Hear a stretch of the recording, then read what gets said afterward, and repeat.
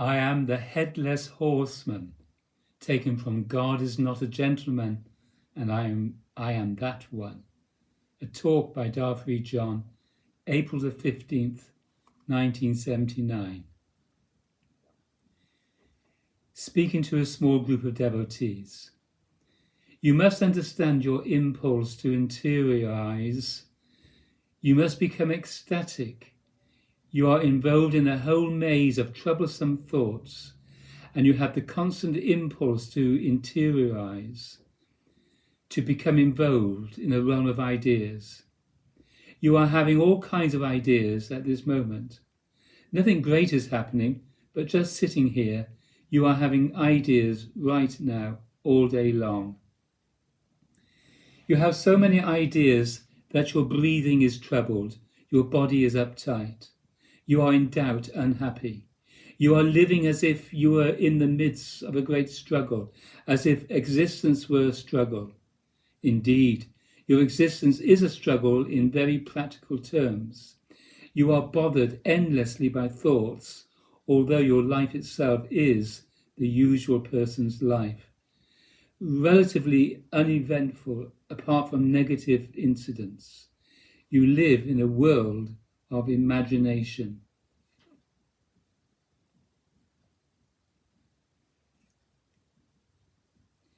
What is conventional religion?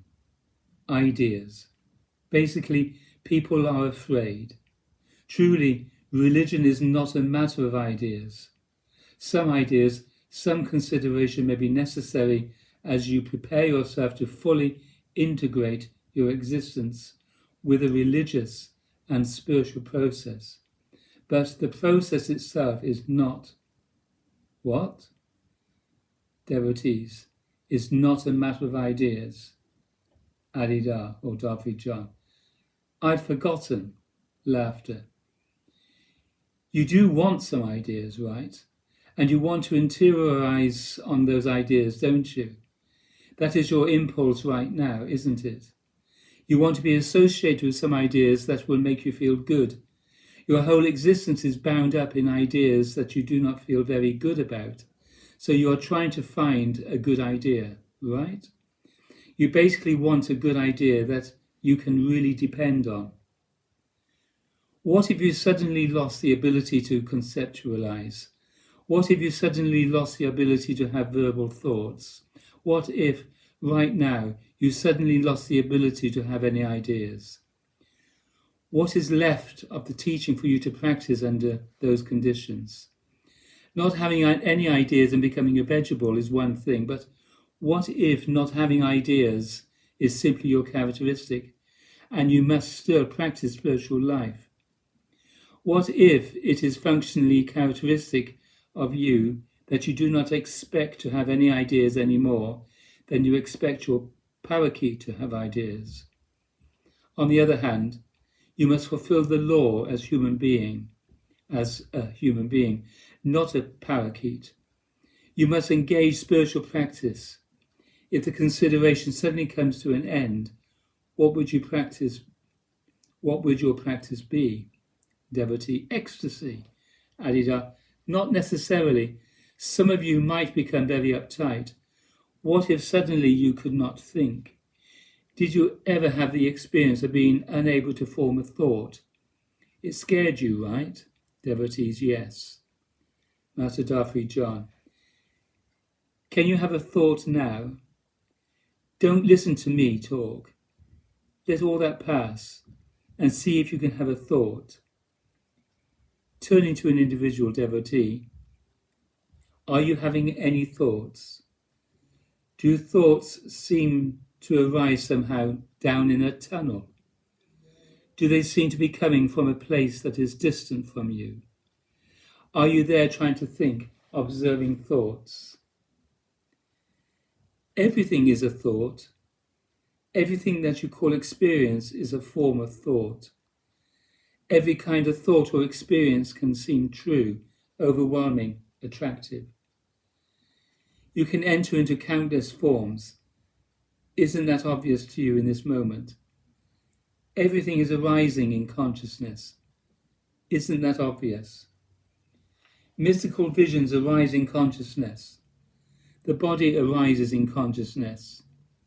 To see that everything simply arises in consciousness is a liberating disposition. What is the significance of anything? This moment of perception is arising as a modification of your consciousness. You as consciousness, you are the condition of consciousness. Everything else is observed in consciousness. At first, everything seems to arise as an object to you, but ultimately you realize everything is simply a modification of you, the same as you. The subject-object sense dissolves. This whole realm is seen to be arising in consciousness until it becomes completely arbitrary. It vanishes, shrinks to nothing in consciousness. After a while, you forget your own meditation and your eyes open. Your meditation dissolves. Your inwardness dissolves. Suddenly, you are whatever it appears that you are, but you are ecstatic. You see, you are without seriousness of any kind, because nothing is anything more than a modification of your consciousness. You are consciousness. God is consciousness. All transformations are the energy that is your own consciousness. That is a truth that must be entered into if you are not to be liberated from the consequences of experience within the domains of consciousness. If you remain in identification with this body-mind, you suffer all of its limitations, and many of those limitations are dreadful. In any case, in any moment of experience, you feel confounded, threatened. There is no advantage to experience. You must enter into the path of understanding and become ecstatic, so that you may be lifted out of the illusion that you are so fixed upon in this apparent moment of embodiment. The promise of astral worlds is sorrowful. The future is sorrowful and only serves the sorrowful self. You feel separated in any case.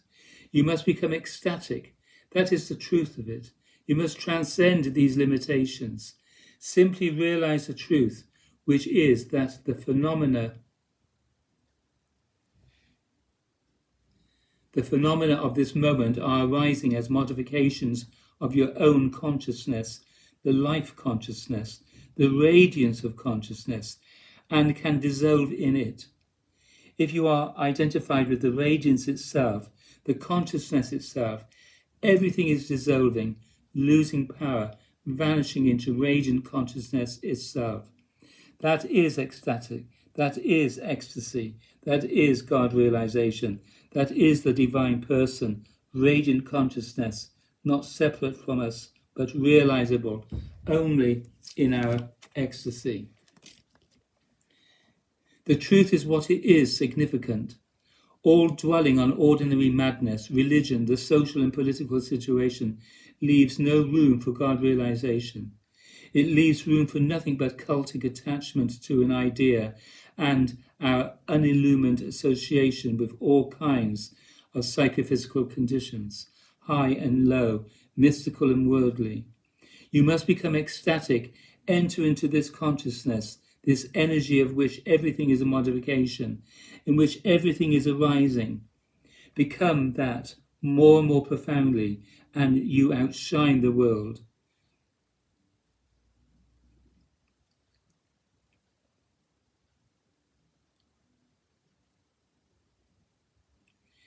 You outshine body and mind in the Siddha worlds. You see what happens the more you enter into that through the various expressions of this way. Simply enter into that without mind, without embodiment, without identification, without trouble. Forget this embodiment, outshine it.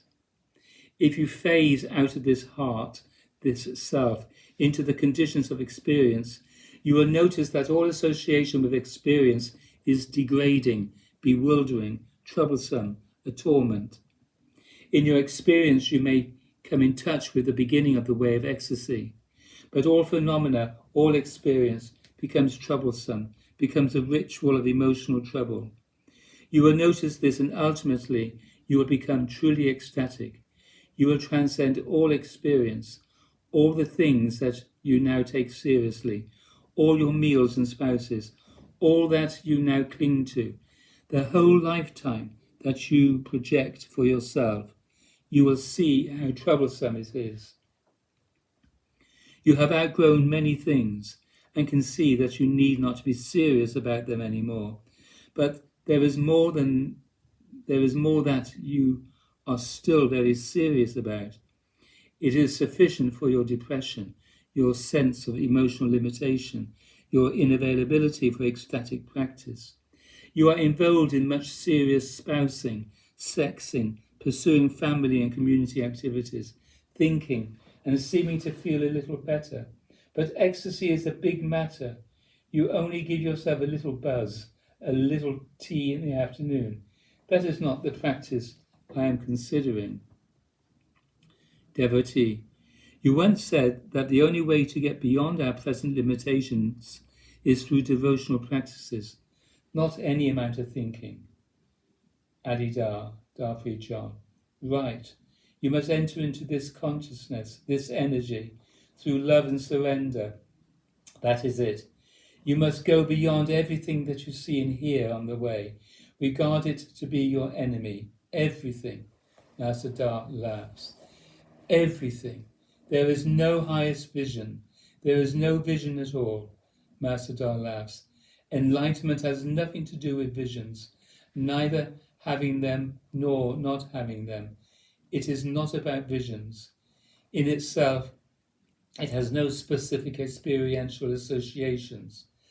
Whatever the moment of experience, the truth is that everything is simply arising in consciousness, not an inner self, but transcendental consciousness. That consciousness is ecstatic. It transcends all phenomena.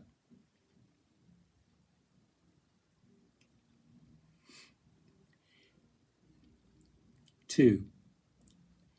If the head is chopped off, you will still have an instant of bodily life. Do you imagine you will fall off your head rather than lie in a moment as the heart? When the head is chopped off, which part will live?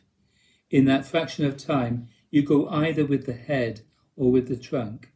If the head is lopped off in the guillotine, in that fraction of time before the energy body realizes another state altogether, do you go with the head or the trunk? In our ordinary waking state, we had the feeling of being associated with the head. The idea of someone being beheaded is fascinating to us, like a puzzle because of our association with the head in daily life.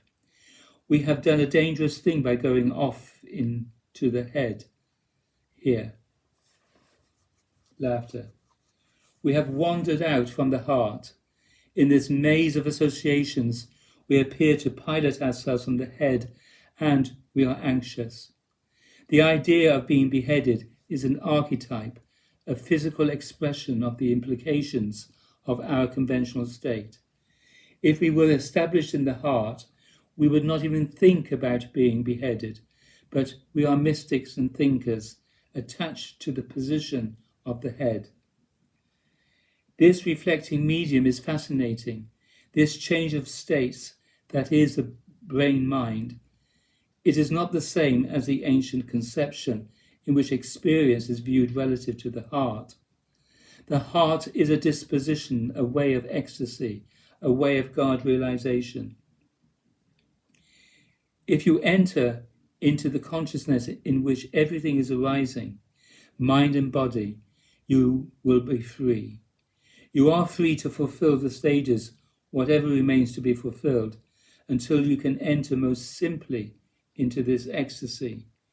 You must enter into it radically. It is simply a matter of stepping into the room of consciousness itself, beyond the body-mind, beyond limitations, beyond inwardness. God realization is a matter of radiance, not inwardness. There is a big difference. What does the yogi look like in his inwardness? He is not radiant in general, unless something unusual is going on. You must realize that everything is arising in consciousness and therefore simply enter into that consciousness. What else would you do? That is what Ramana Maharshi did. He was a God-realized sage, 1879 to 1950. He taught and radiated the presence of God amongst his devotees for 50 years.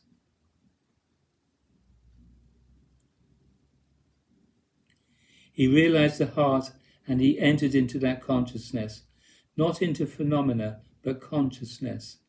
He did not take any experience of mind or body seriously. Not that mental and physical phenomena did not arise, but they were of no fundamental significance. He was not disturbed by experience, literally not disturbed by it. He went into the plane of realization. He did not spend much of his life considering the matter, preparing for it. You are not going to be free of trouble until you realize this yourself. You must do this, but you have many other ideas, many other things you want to do.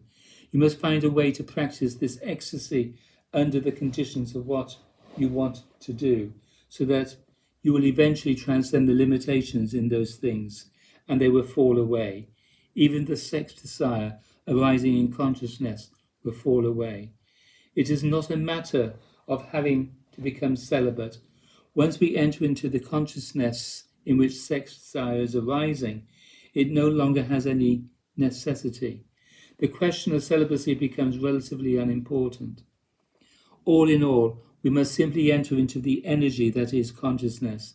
That is the transition that involves us. Enter into energy, that energy which is transcendental life consciousness. Enter into that, and you will transcend all psychophysical conditions and be lifted out of the cycle you are apparently in by virtue of birth and being a human being. You will be entered back into the frame of divinity without qualification, without mystery, not just in the future, after death. One enters into this realization, and then the eyes open. And this realization is simply so. The quality of phenomena has nothing to do with it. No particular phenomenon must arise for the truth to be the truth, for the sun to be the self, for the divine to be obvious, for ecstasy to be the condition. It is a kind of madness that sounds like heresy to the mystic, like burning images of the Buddha to warm yourself in cold weather. All that religion, all that mind, all those heavens, all that experiencing has no power to continue, no power to exist, no ultimate significance. Ultimately, therefore, you cease to take seriously all mystical visions, the central nervous system or the body-mind. You see what you are involved in. Much of it is just your own nervous system. The rest of it is your mind.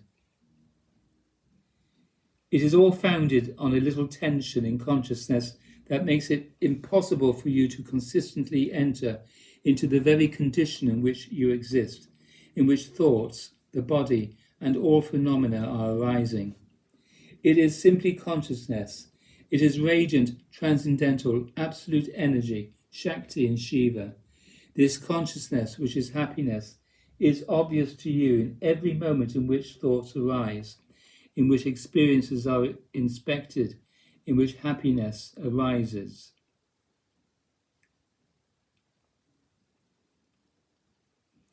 Do you know that?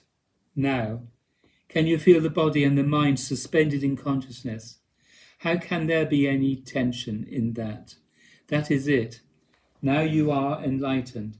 Now you can forget it, right? Then let's forget it. It can't be kept in mind. Go to the guillotine voluntarily. This is just a little superficial modification of consciousness itself, which is all energy, the condition of all transformations and changes, the only resort. Everything else is experience, unillumined by this realization, whether the experience is of the high yogic mystical type or the low conventional fleshy desiring type. You do not have to see mystical visions to realize the heart. However, having entered into the disposition of the heart, you will grow and naturally see mystical experiences, mystical visions. That is natural in any case. It has nothing to do with God realization. It is perhaps a way of becoming more fully human, but that, after all, is part of the condition in which we are suffering and which itself must be transcended. Even while being fulfilled, it must be transcended. You only leave the world of cause and effect through ecstasy by truly transcending it. In all other instances, you are in the realm of cause and effect, but you simply do not yet want to enter into this ecstasy. You know that it is possible. You think that you can take me up on it if the going gets really rough. In the meantime, you still desire many physical, psychic, and mental experiences. Master Dar chuckles. Right? You still desire a couple more sex things, a couple of nice meals. Devotee, your presence relieves us of our seriousness. Master Darfi John, sometimes it doesn't relieve me of my seriousness. Laughter. If you truly enter into this self, this heart, then very quickly you will change your ways. It will not be a matter of mechanically changing your ways in order to realize this. This realization having already become the foundation of your existence, you will simply enter into that consciousness instead of the play of psychophysical phenomena. You will simply practice this ecstasy. This practice, if you understand it, is entrance into consciousness itself. Ecstasy itself, rather than consciousness, becomes the medium, the mind in which consoling phenomena will arise. You still look for consolation in your meditation. You look for all kinds of experiential phenomena to arise, rather than entering into ecstasy, entering into the disposition in which phenomena themselves are arising. There is only radiant consciousness, the light body that is God. All this is outshined by this intuition, this true seeing. Embodiment is a fulfillment of your own tendencies. It is arising in our mind as our body and mind. Body is a form of mind. Mind is a form of body. Mind and body are simply a modification, an imposition of consciousness. This is your mind sitting here before me.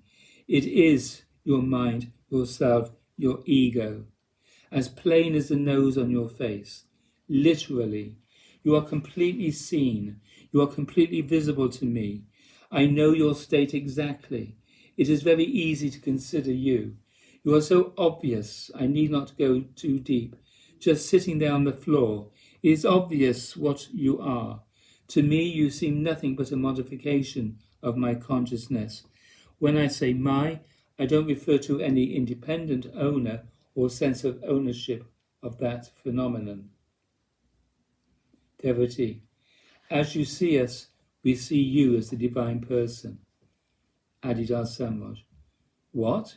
You say, I am seeing a man alive whose head has literally been severed from his body? Master Dar chuckles. Why do you think I talk about the heart all the time? I have been beheaded. You remember in the need of listening, I mentioned the severing of the Sahasrara. The head was simply lopped off. My central nervous system was plucked out, like the skeleton of a fish. You see me standing before you, but I have no central nervous system. The conventional sense of identity is, in some way, inoperable in me. It does not have the force it has in your case. It is very much like having been beheaded. Just as you have the sense of being in your head there, I have the sense of being in my heart here. Master Dar laughs. It is as if I were beheaded. I am the Headless Horseman. If you put me on the dawn horse, I will hold my hat in the air, because there is nothing above my collar but the evening laughter. It's no trick to be conscious as the heart, if you are already without a head. I have noticed that my head has been severed and everything goes on. You have not noticed this. You are afraid that if your head is severed, you as the head will go falling off. Your body will disappear in the distance like a caboose. You know what that means. You have the subtle vision, you have the subtle feeling that that means death. To identify with the mind is to be that which depends on something else. Then you can see the possibility of being snuffed out. This human life in itself is terrible. It's terrible. You are going to die. You must give up the occupation of this body-mind first. In order to practice ecstasy, you should be as free of this embodiment as you are of all the past ones. Exactly as free. It should be in the back of your mind, just like the rest of them, never even conceived, not even of that mind. Don't you think?